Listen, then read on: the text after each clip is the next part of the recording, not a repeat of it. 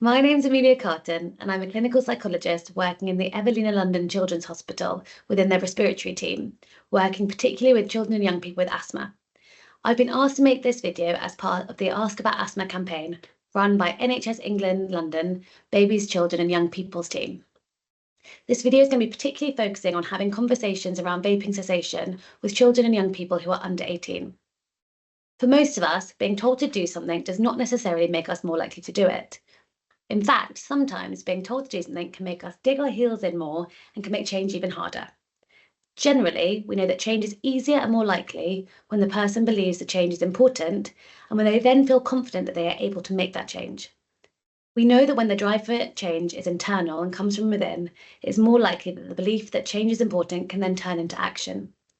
And one way to support this process is by adopting the principles and techniques outlined within Miller and Rolnick's motivational interviewing. Motivational interviewing is a counselling approach that can be used to strengthen someone's motivation and commitment to change.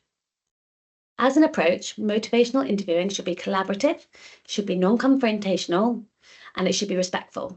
The task for the healthcare professional isn't to push the young person to make change, but is to identify their readiness to change and to support them to almost talk themselves into changing their behaviour, to make that behaviour more in line with their values and their beliefs. Before beginning the process of supporting change, it is important to understand what the young person already knows about vaping and any associated risks. To try and avoid missing the mark with where you're pitching the information, one way to start this is to simply ask the person what do they already know and is there anything extra they'd like to know. For most of us, unsolicited advice can be difficult to take on board. After listening to what the young person knows about vaping and using all those active listening skills, you could then move on to information sharing. First of all, it can be really useful, particularly with children and young people, to get permission from them first to share this information. So you could ask something like, would it be okay if I gave you a bit more information about vaping? This is a chance to provide up-to-date and non-judgmental information about vaping and the risks associated with it for children and young people with asthma. After sharing the information, try to then check in with the young person about how they received that information. So you could ask something like, what do you make of that extra information? What have that felt new to you?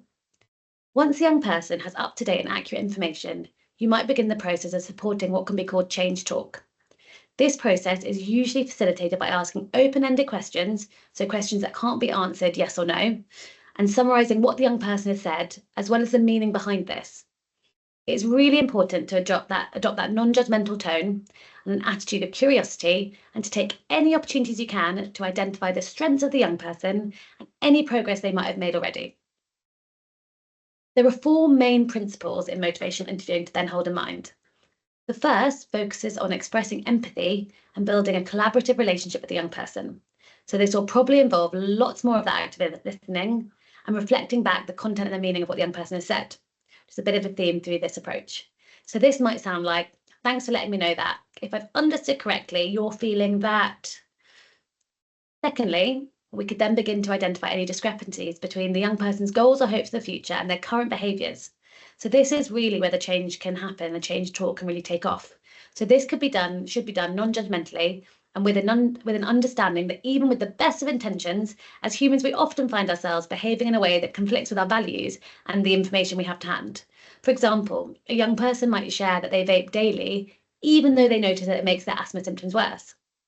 If you can acknowledge the difficulty of holding these conflicting ideas and empathise that this is a completely normal human experience to know something and do something different, you can have some really fruitful conversations. To support at this stage, you could try asking scaling questions. So that will be asking the young person, firstly, how important change feels to them on a scale of 0 to 10, and then asking them how confident they feel about change on that same scale. So these questions can anchor the conversation to making change now. You can ask the young person about their rating. So for example, you might say, you've rated stopping vaping as 5 out of 10 importance. What would it take for it to be a 7? Or why is it a 5 and not a 3? Third principle is rolling with resistance. With many young people, we might expect a reluctance to change. Look out for resistance talk. So that is examples of words where the young person's indicating a disagreement or a different idea. So for example, you might hear things like, I've already tried that, or I don't do it that much anyway, or when I've tried to quit before, it doesn't work anyway. So rather than here persuading harder, which I think is most of our instincts, Try to notice that resistance or the reluctance, acknowledge it and normalise it, and notice any ambivalence and the reason for this. By doing that with the young person, it can be really validating to where that young person is. Demonstrating empathy and understanding can help you to sit alongside the young person in their position, which will probably make the young person feel less of a need to defend their position and hold onto it tightly. It will also help them to feel more confident and comfortable in discussing change and acting upon this with you.